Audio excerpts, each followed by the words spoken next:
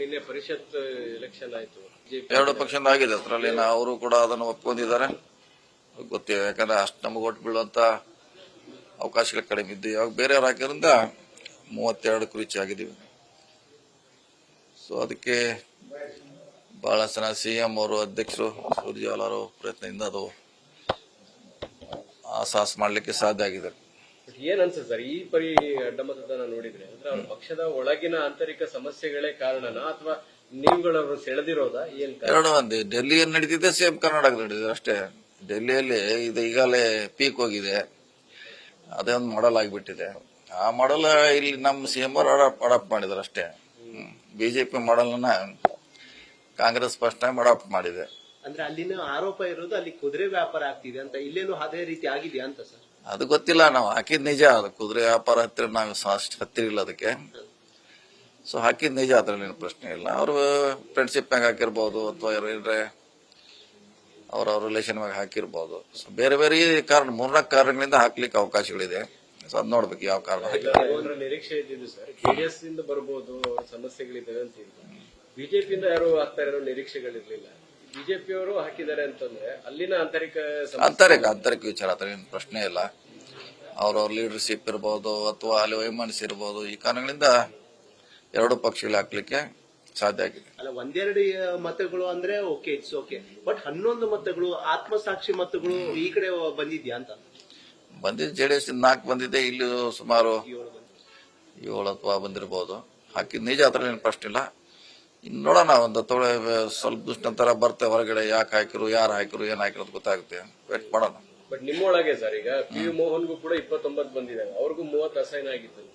ಅವ್ರು ವಿನಯ್ ಕಾರ್ತಿಕ್ ಹಾಕಿದಾರೆ ಒಬ್ರು ಶಾಸಕರು ಅಂತ. ನಿಮ್ಮೊಳಗೂ ಕೂಡ ಈ ತರದ್ ನಡೆದಿದೆ? ಇಲ್ಲ, ನಾವು ಅವ್ರು 29 ಅಲಾಟ್ ಆಗಿತ್ತು ಅವ್ರಿಗೆ. ಮೋಸ್ಟ್ಲಿ 29 ಇತ್ತು ಅವ್ರಿಗೆ. ಸೊ ಹೀಗಾಗಿ ನಮ್ಮಲ್ಲಿ ಯಾವ್ದು ಹೋಗಿಲ್ಲ. ಹೋದ್ರು ನಮ್ಮಲ್ಲೇ ಇದೆ, ಅದೇನು ಹೊರಗಡೆ ಹೋಗಿಲ್ಲ ಅಲ್ವಾ, ನಮ್ಮಲ್ಲೇ ಇದೆ. ಈಗ ಇಡೀ ರಾಜ್ಯಸಭೆ ಚುನಾವಣೆಗಳಲ್ಲಿ ದೇಶಾದ್ಯಂತ ಬಿಜೆಪಿ ಟ್ಯಾಕಲ್ ಮಾಡಿದೆ ಪ್ರತಿಪಕ್ಷ. ರಿವರ್ಸ್ ಆಗಿದೆ ಇಲ್ಲಿ. ಬಟ್ ರಿವರ್ಸ್ ಆಗಿದೆ ಅಂತ ಬಿಜೆಪಿಗೆ ಒಂದು ಮೆಸೇಜ್ ಸರ್ ಕರ್ನಾಟಕದಿಂದ? ಖಂಡಿತ ಮೆಸೇಜ್ ಹೋಗುತ್ತೆ. ಸೊ ಒಂದು ಕಾಂಗ್ರೆಸ್ಗೆ ಒಂದು ಮುಂದೋಗ್ಲಿಕ್ಕೆ ಒಂದು ಅವಕಾಶ ಸಿಕ್ಕಿದೆ ಈ ಚುನಾವಣೆ ಮೂಲಕ. ಈಗ ಕೆಪಿಸಿಸಿ ಅಧ್ಯಕ್ಷರು ಮತ್ತು ಸಿಎಂ ಡಿ.ಕೆ. ಶಿವಕುಮಾರ್ ಅವ್ರಿಗೆ ಒಂದು ಸವಾಲು ಇತ್ತು. ಮೊದಲ ಎಲೆಕ್ಷನ್ ಅಲ್ಲೇ ಪಾಸ್ ಆಗಿದ್ದಾರೆ. ನೆಕ್ಸ್ಟ್ ಸಾಕಷ್ಟು ಸವಾಲುಗಳಿವೆ ಸರ್. ಬರ್ತಾವ. ಆ ಟೈಮ್ನಲ್ಲಿ ನಾವು ಅದನ್ನ ಟ್ಯಾಕಲ್ ಮಾಡಬೇಕಾಯ್ತು. ಒಂದೊಂದು ಸಂದರ್ಭ ಬೇರೆ ಬೇರೆ ರೀತಿಯಿಂದ ಸವಾಲುಗಳು ಬರ್ತವೆ. ಆ ಸಂದರ್ಭದಲ್ಲಿ ಅದನ್ನ ನಾವು ಯಾವ ರೀತಿ ಬಗೆಹರಿಸಬೇಕಂತ ಆ ಸಂದರ್ಭವನ್ನ ಉಪಯೋಗ ಮಾಡ್ಕೊಳ್ಬೇಕು.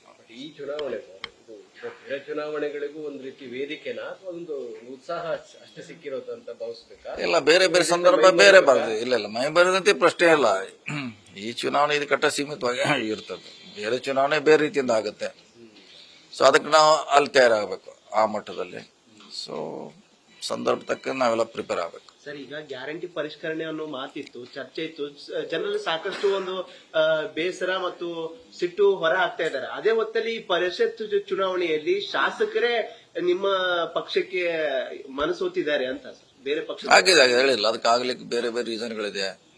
ಅವ್ರ ಕೆಲಸ ಇರ್ಬೋದು ಅಥವಾ ರಿಲೇಷನ್ ಇರ್ಬೋದು, ಫ್ರೆಂಡ್ಶಿಪ್ ಇರ್ಬೋದು. ಆ ಬೇಸ್ ಮ್ಯಾಗ ಹಾಕಿದ್ದಾರೆ. ಸರ್, ಇನ್ನೊಂದು ಇವತ್ತು ಗ್ಯಾರಂಟಿ ಪರಿಷ್ಕರಣೆ ಸಂಬಂಧ ಇವತ್ತು ಸಿಎಂ ಸಭೆ ಕರೆದಿದ್ದಾರೆ. ಸಭೆಯಲ್ಲಿ ಏನೇನೆಲ್ಲ ಚರ್ಚೆ ಆಗುತ್ತೆ? ಈಗಾಗಲೇ ಹೇಳಿದ್ವಿ, ನಿಮ್ಮ ಮುಂದೆ ಈಗಾಗಲೇ ಹೇಳಿದೀವಿ. ಅದರಲ್ಲಿ ಬಹಳಷ್ಟು ಕೊಟ್ಟಿದೆ, ಬೋಗಸ್ ಇದೆ. ಅವನ್ನ ಮಾಡ್ಲಿಕ್ಕೆ ಮಾಡ್ತಿದ್ದಾರೆ. ಸೊ ಮಾಡಿದ್ರೆ ತಪ್ಪಿಲ್ಲ, ಮಾಡ್ಬೇಕಂತ ಸೀರಿಯಸ್ ಆಗಿ ಮಾಡ್ಬೇಕು. ಅಂದ್ರೆ ಯಾರು ವೋಟರ್ ಲಿಸ್ಟ್ ಅಲ್ಲಿ ಇರ್ತಾರೆ ಅವ್ರಿಗೆ ಮಾತ್ರ ಅಂತಂದ್ರೆ ಹೊರ ರಾಜ್ಯದಿಂದ ಬಂದವರಿಗೂ ಕೂಡ ಗ್ಯಾರಂಟಿ ಅಗತ್ಯ ಇಲ್ಲ ಅನ್ನೋ ತರದಲ್ಲಿ ಯಾವ್ದು ಆ ರೂಲ್ಸ್ ಹಂಗೆ ಇದೆ. ಅದು ನಮ್ಮ ರಾಜ್ಯದವ್ರಿಗೆ ಮಾತ್ರ ಅದು ಇದೆ, ಅವ್ರು ಕೊಡಬೇಕು. ಮತ್ತೆ ಯಾರೋ ಹೊರಗಡೆ ಉಳಿದ್ರೆ ಅವ್ರನ್ನು ಇನ್ಕ್ಲೂಡ್ ಮಾಡಬೇಕು. ಯಾರು ಹಣ ಇರ್ದಾರ ಅವನ್ನ ಹೊರಗಡೆ ಇಡಬೇಕು. ಇದು ಪ್ರೊಸೆಸ್ ಮಾಡುವಂತ ಒಂದು ಸಿಸ್ಟಮ್. ಸರಿ, ಇವಾಗ ಕೆಪಿಸಿಸಿ ಅಧ್ಯಕ್ಷರ ಪದಗ್ರಹಣ ಕಾರ್ಯಕ್ರಮದ ಸಿದ್ಧತೆ ನಡೀತಾ ಇದೆ. ಇದಾದ್ಮೇಲೆ ಸೆಕೆಂಡ್ ಲಿಸ್ಟ್ ಸಚಿವರ ಸಂಪುಟ ವಿಸ್ತರಣೆ ಕೂಡ ಇದೆ. ಏನೆಲ್ಲ ನಡೀತಿದೆ? ಅದೇನು ಸರ್ ಪ್ರೊಸೆಸ್. ತಿಂಗಳಿಗೆ ಒಂದು ಸಮಸ್ಯೆ ಒಳ್ಳೇದು ಬರ್ತೈತೆ, ಒಂದು ಕೆಟ್ಟದ್ದು ಬರ್ತೈತೆ. ಎರಡು ಸಮಾನಾಗಿ ನೋಡ್ಬೇಕು.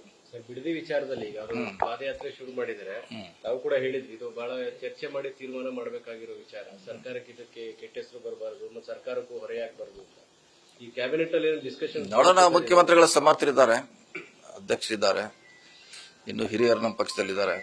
ಅವ್ರು ಚರ್ಚೆ ಮಾಡ್ತಾರೆ. ಒಟ್ಟಾರೆ ಪಕ್ಷಕ್ಕೆ ಡ್ಯಾಮೇಜ್ ಆಗಬಾರ್ದು ಅಷ್ಟೇ. ಅದು ಆಗ್ತೈತೆ ಬಿಡ್ತೈತೆ ಬೇರೆ. ನಮ್ಮ ಪಕ್ಷಕ್ಕೆ ಅದರಿಂದ ಡ್ಯಾಮೇಜ್. ಈಗ ಉತ್ಸಾಹದಲ್ಲಿ ಇದೀವಿ. ಈ ಉತ್ಸಾಹ 28ವರೆಗೆ ಒಯ್ಯಬೇಕಂದ್ರೆ ಬಹಳ ಸೂಕ್ಷ್ಮವಾಗಿ ನಾವು ಇರಬೇಕು. ನ್ಯೂಸ್ ಫಸ್ಟ್ ನಿರ್ಭೀತಿಯಿಂದ ನಿಮ್ಮ ಪರವಾಗಿ.